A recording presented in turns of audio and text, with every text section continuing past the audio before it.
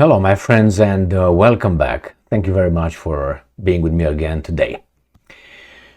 A lot of things happened in Serbia, and that is in the northern part of Kosovo. And there are at least two sides of the story. One, the western side, which is told by the Albanians from Pristina, from the capital of Kosovo, and the other one told by the Serbs. I'm gonna start with the Western version, let's say with the guys from Pristina, the Albanians. They stated that a group of people masked with automatic weapons, grenades, and other weapons, they blocked the entrance in a certain village in the northern part of Kosovo, which is majority Serbian population. And the guys from Pristina, the Albanians, sent the police over there. They got in a scuffle. One police officer was killed. One, I think, was injured. I think a Serb, I will call him a Serb, out of the guys that blocked that road. Some say it was a bridge. Was also killed. I think another one wounded, and then all this group of people fled, and they what is how you call it? They looked for refuge in a monastery. They were surrounded, a standoff, blah blah blah, and some of these guys somehow succeeded in crossing into the Serbs-controlled territory. So they got out of the jurisdiction of Pristina. Some of them were in the hospitals, and now what happened? The other guys say, well, there were some people, there were some scuffles, the police, the Kosovar police, the Albanians came, and these guys blockade themselves, and somehow they didn't start that, the Albanians started. The point is, one side blames the other one and vice versa. The big picture here is in Kosovo, in the province of Kosovo, there will be a war again. I have a 99% certainty that there will be another war between the NATO and the Serbs together, probably with Russians, if they can somehow bring troops over there, even though I looked over the map and I don't see how Serbia could receive Russian troops or help in any way, because Serbia is a landlocked country and the surrounding countries are not friendly to Serbia. So that means they cannot receive anything by the Danube River, via the Danube, or by crossing Romania, somehow Ukraine. How are they going to Bulgaria? How are they going to come in? And if the other states surrounding Serbia will not open their air, how do you call it, airspace, air territory, however you want to call it, these guys could not get there. I miss the word right now. So remember when foreign minister of Russia tried to land in Belgrade, I don't know, 6 months ago, more than that, it was last year. And these guys did not open their, how do you call it, air, I can't remember the name. Anyway, so he couldn't land over there. So Serbia is in a deep doo-doo. Now the guys from Albania, from Pristina, they claim that there's a politician, a Serb politician who was involved in all this, and those guys were masked and so on, and they want those people to be sent back, I guess, to Kosovo in order to face justice.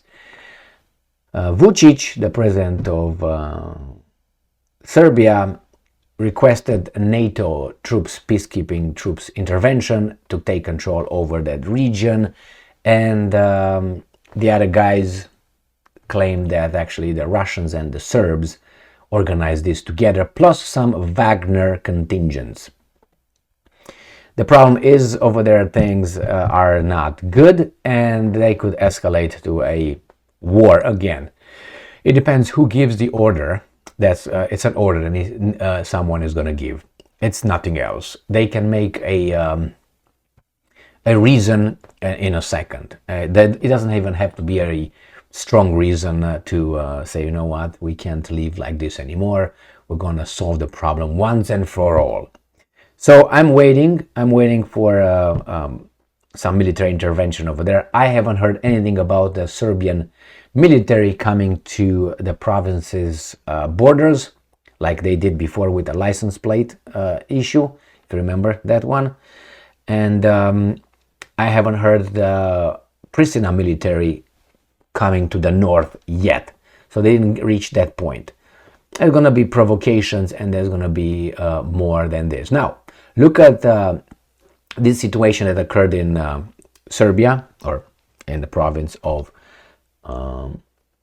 Kosovo. Things like this could happen in Berlin, could happen in Warsaw, could happen in other places in Europe, not only with automatic weapons and grenades. They have many other weapons in Ukraine right now that I have a gut feeling ended up in the hands of some bad boys. And those bad boys will settle their scores with the governments, with the banks, with financial institutions, maybe ethnic issues they will solve, if you know what I mean. And it's not going to be good. It's not going to be good because they will have very good weapons. They will have the vampires, they will have juveniles, they would have anti-tank missiles, they would have, not missiles, but, ways to blow up a tank. They will have ways to blow up an embassy if they want, and many other possibilities. And that's bad. And guess whose fault is gonna be? Everything obviously is gonna be blamed on Putin and the Russians, not those guys arming those guys that didn't keep track of the armament. They kept track, but they diverted it, knowingly. We'll find out in 7 or 10 years when the order is given for this information to trickle down to us, or at least to make it official. Because the information, there is some information, and if you remember those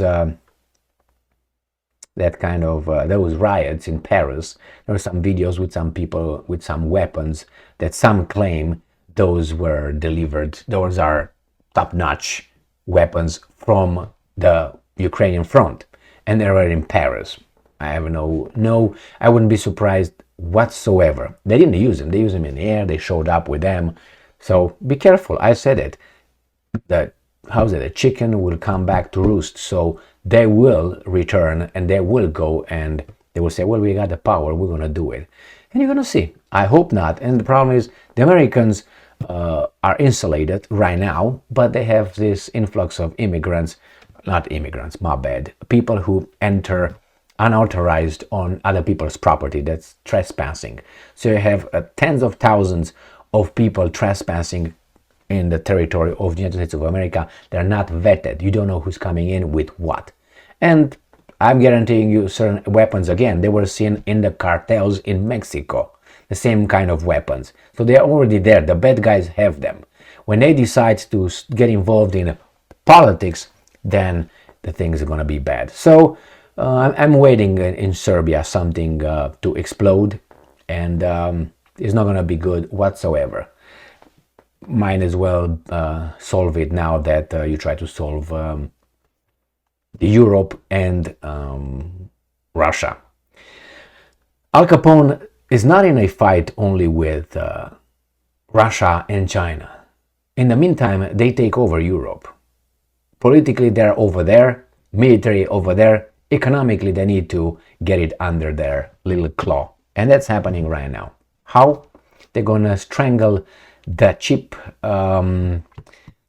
influx of resources, gas, oil.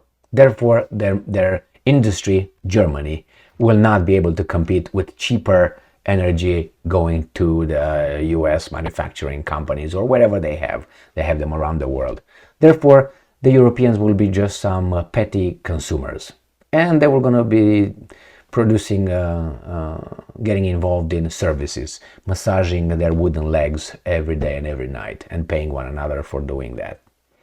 That's unbelievable, but we'll see. Europe is lost. Regardless of whatever happens in Ukraine, Europe is lost. Europe is just a vassal territory of Al Capone. And it's going to get worse. Thank you very much for being with me again today. Stay strong, stay smart, look for the truth, and be just.